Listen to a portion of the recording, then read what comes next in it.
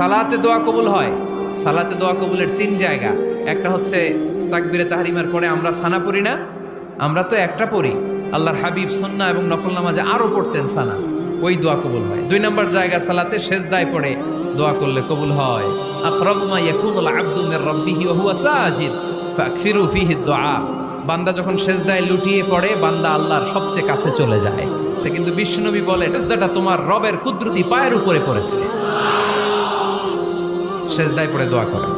সালাম ফিরানোর আগে বিশ্বনবী দোয়া করতেন, লা ইউসাল্লিমান্না আহাদুকুম হাত্তা ইয়াতাআওয়াযা মিন আরবাআ।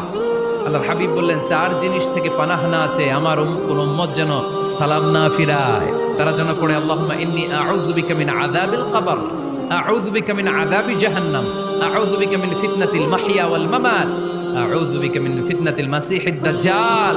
আল্লাহ কবরের আযাব থেকে বাঁচাও, আল্লাহ জাহান্নামের আগুন থেকে বাঁচাও, আল্লাহ জীবন